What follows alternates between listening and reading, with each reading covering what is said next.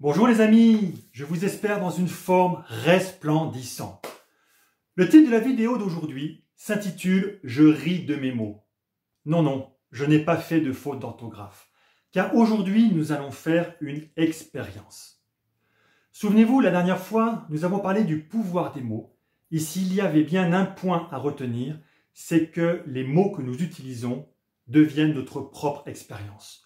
Souvenez-vous, nous avons parlé que lorsque l'on dit que l'on est enthousiaste, il y a de fortes chances que l'on soit effectivement dans la joie. À l'inverse, si l'on dit que l'on est dégoûté ou déprimé, notre état d'esprit ne sera pas forcément bien orienté. Donc aujourd'hui, on va montrer à travers une expérience en quoi les mots que nous utilisons viennent changer la matière. Oui, j'ai bien dit en quoi les mots que nous utilisons viennent changer la matière. Il s'agit d'une expérience qui a été faite par des Japonais il y a déjà un certain nombre d'années et que j'ai reproduite au printemps de cette année car je voulais vraiment m'assurer que ça fonctionne. Et ça fonctionne. Alors juste quelques mots avant de vous parler de cette expérience. Chaque corps sur cette terre, qu'on parle d'un corps vivant, de vous, de moi, des livres qui sont derrière moi, d'une table, d'une pierre, chaque corps est vibration. Vous savez qu'un corps est fait de molécules, les molécules sont faites d'atomes. Les physiciens ont montré qu'en descendant dans l'infiniment petit, il y a comme des cordes qui vibrent les unes avec les autres et qui, assemblées tout ensemble, font que chaque corps va avoir sa propre signature vibratoire. Revenons à cette expérience. Les Japonais ont pris du riz qu'ils ont fait cuire. Et ils ont pris du riz qu'ils ont mis dans 2 pots. Dans un premier pot, 3 fois par jour, ils allaient dire des mots de gratitude. Je t'aime, je t'adore.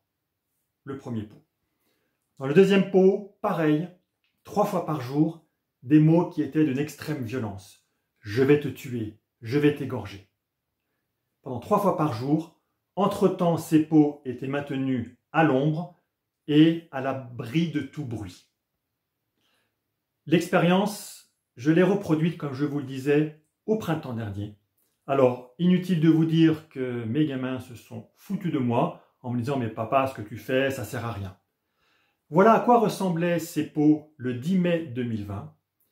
Vous avez la pastille verte qui est le pot sur lequel je dirais pendant 3 fois par jour, pendant 1 mois, je vous aime, et la pastille rouge, pendant 1 mois, 3 fois par jour, je vais te tuer, je vais t'égorger.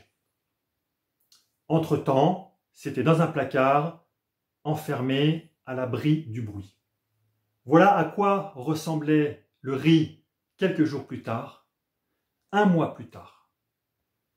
Le pot avec la pastille verte, où j'avais dit « je vous aime », nous avons ici, je vous le montre, une belle moisissure verte. Alors je dis belle par rapport à l'autre que je vous montrerai après, et il n'y avait aucune odeur.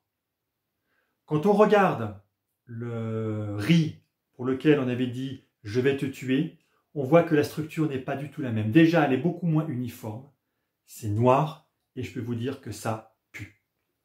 Alors ce qui est intéressant, c'est que en parallèle de cela, Steve Hawkins avait fait une analogie entre l'état vibratoire des êtres humains et leur état de motivation. Donc c'était une échelle des états de conscience de l'être humain. Et on voit que les états vibratoires les plus élevés correspondent à des sentiments et des émotions de joie, de paix, voire de béatitude. À l'inverse, les états vibratoires les plus bas correspondent à de la honte, de la culpabilité, de la tristesse. Donc on voit bien que l'état vibratoire est complètement relié par rapport à l'émotion que l'on a. Donc mes amis, qu'est-ce qu'on tire comme enseignement de tout cela? On en tire que les mots que nous utilisons ont une vibration qui vont nous impacter nous, mais qui vont impacter les personnes autour de nous. Avec répétition, vous savez, si vous vous dites à vous-même « je m'aime », « je suis fort »,« je vais réussir »,« j'ai confiance en moi » et que vous vous le répétez quotidiennement, ou qu'à l'inverse vous vous dites « je suis nul »,« je n'y arriverai pas », « de toute façon, je ne suis pas bon ». Vous comprenez bien qu'avec la répétition, c'est comme les mots sur le riz, les mots qui vont être utilisés sur vous vont changer votre état vibratoire, votre signature vibratoire. Donc je vous en conjure, les mots ont un réel pouvoir, donc soyez vigilants et tendez plutôt à utiliser des mots qui ont des connotations très positives. Je terminerai avec cette citation de Mark Twain. Mark Twain était un écrivain américain qui a vécu au 19e siècle, donc il n'était pas du tout au fait de tous ces événements, et il a écrit ceci. Le mot juste est un agent très puissant.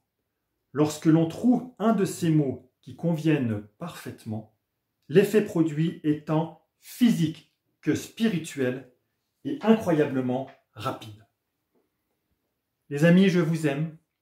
Vous êtes uniques et tout un chacun, vous avez votre propre signature vibratoire. Donc oui, vous êtes unique. Et en ce sens, vous êtes extraordinaire, vous avez tous votre potentiel.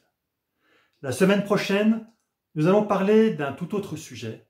On va parler de défis de volonté, comment on peut améliorer notre volonté et éliminer la procrastination. Un vaste sujet, et je crois que tout un chacun, nous avons déjà rencontré ce défi. Je vous dis à très bientôt. Ciao!